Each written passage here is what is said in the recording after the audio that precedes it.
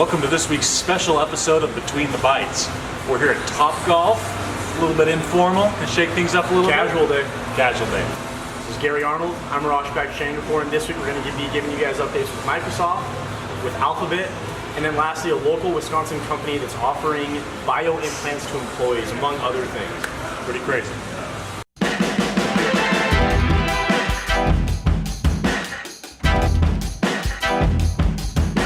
So to start us out this week, we have some interesting news from Microsoft. They have backtracked on an announcement that they were going to get rid of Microsoft Paint. That's right, the software that's been around since 1985 that you used to scribble on and color in with all those great tools back in elementary school. They were going to shutter it. It wasn't going to be part of Windows 10 anymore. But after an outpouring of love, their words, not ours, they decided that it will be available for download. People will still be able to use it and enjoy their Paint projects. What was the last time you used Microsoft Paint, Gary?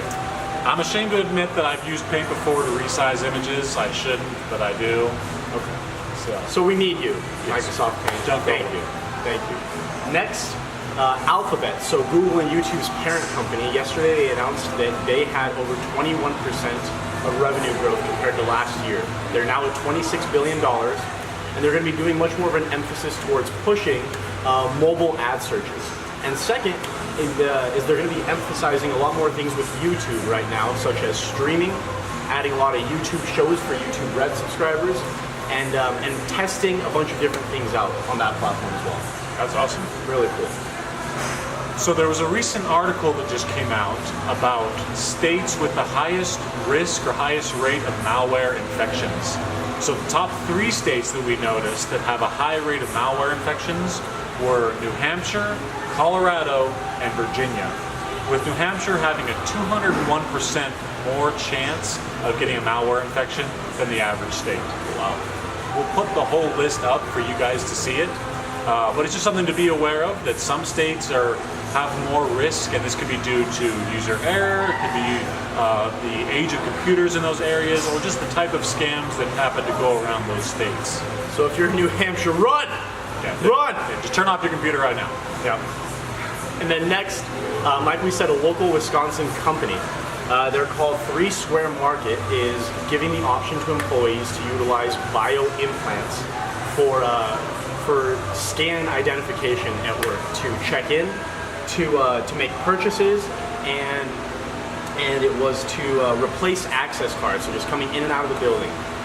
Personally, I've seen enough futuristic movies to be scared of the idea. Is this something you would opt into? I'm not a cyborg guy. Yeah. I mean, as cool as it sounds to be able to just wave your hand and make a purchase, I don't know. I'd rather not. Yeah, no thanks. And the last bit of news that we have is a local piece that we saw. It came out from Utah Business Magazine announcing a baseline plan about the point of the mountain. Now, a lot of us probably have to deal with the point of the mountain every day in our commute or in other ways, and how congested it's getting even with the new upgrades. So this plan envisioned what the area would look like in 2050. And it's pretty interesting to look at. You'll see that there are a lot more roads. They've expanded roads like Redwood Road, like I-15, like the Mountain View Corridor that's extended all the way to Saratoga Springs. It's really interesting to look at how much the area is growing and has planned to grow.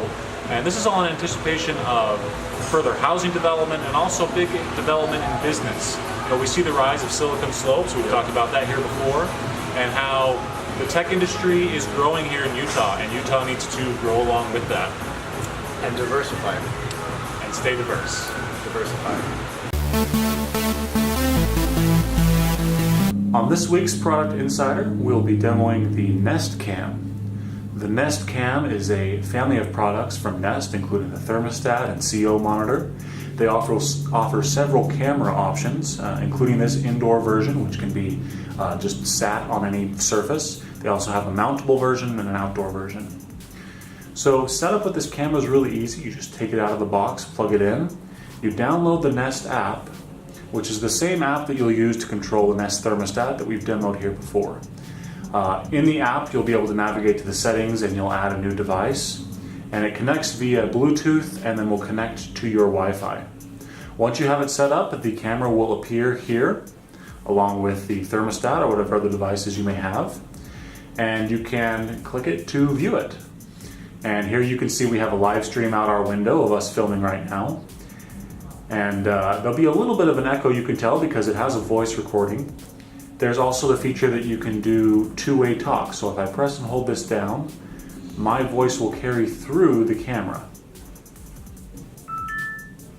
Hello. There's a lot of great features that come with this. It's got a pretty wide angle lens. It also has a night vision mode, so if you put it in a baby room, for example, you can keep an eye on the little one.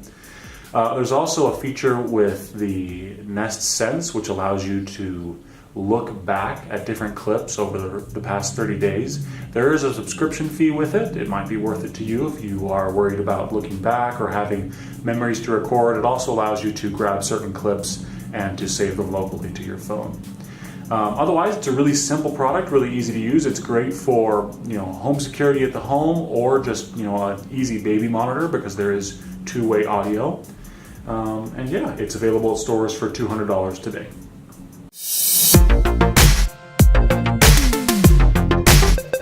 This week's featured guest on Between the Bytes is our very own Burt Baker. He's a team lead here at Executech, and he's been with the company for almost 4 years now. How you doing, Burt? Doing well, and yourself? Good, I'm doing well. Thank you. If you wouldn't mind, kind of give us a rundown of what you do here at Executech, what brought you here, your journey. Sure. So, like I said, I've been here for about 4 years.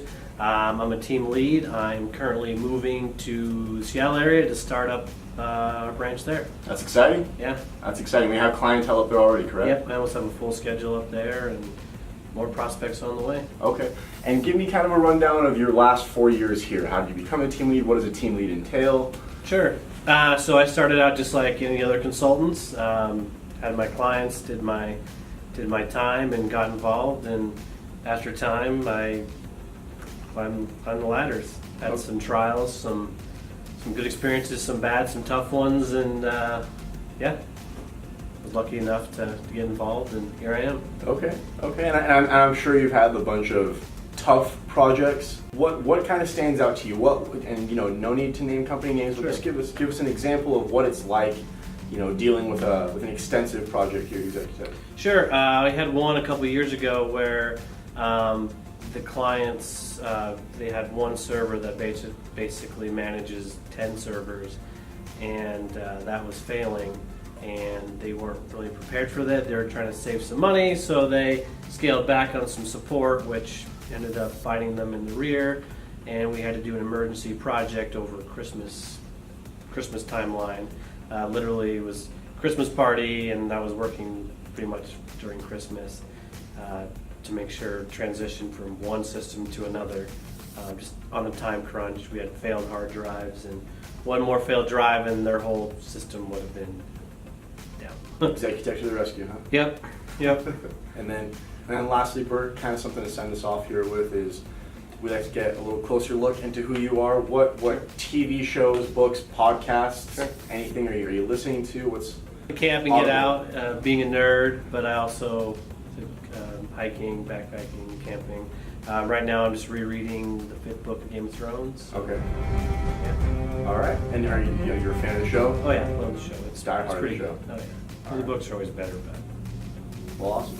Yeah. Burt, we wish you luck in Seattle. Thanks. Thanks for having us. Thanks for joining us on here. Yeah. And thanks for dressing down with us as well during our casual day. No problem. Anything for you. Good luck. And back here at Topgolf, this week's tech tip is to just download a password manager. Your browsers have different plugins available where you can download a password manager. It's encrypted, and it keeps all your passwords in one place, so it keeps all your information safe, all your every personal bit that you put online. It keeps it safe for those encrypted passwords. And then we're starting to run out of here, but we have some golfing to do, so have a good week, guys. We'll see you next week. See ya.